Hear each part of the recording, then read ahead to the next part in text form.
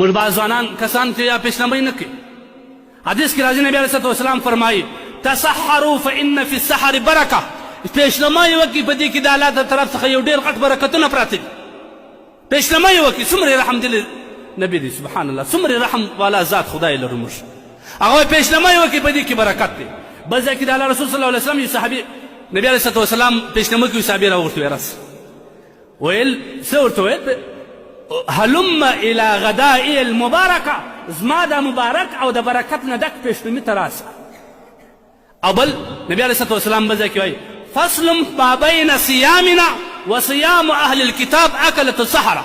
د یهودو او د نصاراو از موږ په روژې کې فرق څه دی؟ پیشنمۍ به کوي. بغیر د پیشنمۍ روژه ګویا د هغوی رقم روژه دې ونیول. صحیح کېږي، خو دا نه چې نه صحیح کېږي، خو د الله رسول صلی الله علیه وسلم ترغیب امت ته د دې ورکړی دی.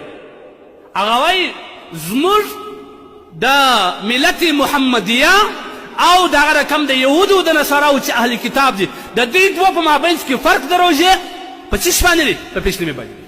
د الله رسول صلی الله علیه وسلم فرمایي لو ان یجرع احدکم جرعة من ماء، د الله رسول وایي فلا تدعوه، پیشنمۍ مه پرېږدئ، ولو که د اوبو یو غړپ څښی لا یې وکړه، پیشنمۍ مه پرېږدئ. دا یو ډېر غټ ثواب لري. فان الله یصلون علی المسحرین، د الله او د الله تبارک وتعالی مقدسات فرشتې چې کوم دي، هغه کسان چې پیشنمۍ ته راکښېني پر هغو باندې د استغفار دعا ورته کوي، هغوی ته د مغفرت دعا کوي.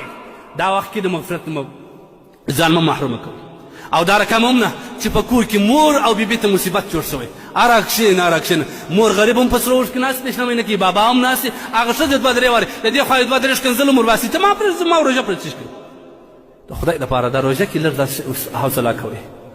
مور په پیشنمۍ کې په سره اوښ کې ناست، په روژه مات کې په سره اوښ کې ناست، ته څوک یې؟ د ځان دې څه جوړ کړی دی؟ خدای دې هېر دی. الله درته ډېر غټ غټ جبارین راواړول، فرعون سې څه شي جوړ کړي، حامان سې څه شي جوړ کړي، دغه نور هغه غټ غټ خبیثان چې تېر شوي دي، دې څه شي جوړ کړم. ته د مور و پلار په مقابل کې ستا د نفس دپاره دې راکښېنوي، په تا ثواب ګټي، ته دومره دغه کوې. مه کوئ د خدای لپاره. هر شي ته په خپل طبیعت راکښېنئ. دا بعض ځوانان نه په نښتې مور یې وار شي په سپین سر باندې، پلاره په سپینه ژړه ورته ولر، ازویه ولاړ شه، ازویه ولاړ شه، ګرده ورځ د تږي کېږي او تږي کېږي، زوی پروت دی په باک نه. انشاءالله د دې سزا به ورکړي که خدای کوه. مور و پلار ته اوف ویل نه دي جایز، لیکن ته په پیشنمۍ باندې پروت یې پورته کېږې نه، هغه مور خوارکۍ به کومه ګوله د خولې تېرېږي چې زما زوی بیدرې او ټوله ورځ به روژه نیسي، زه څنګه وخورم؟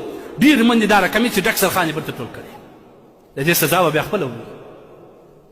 لهذا پیشنمۍ دا یو غټ سنت دی که نه؟ د الله رسول صلی الله علیه وسلم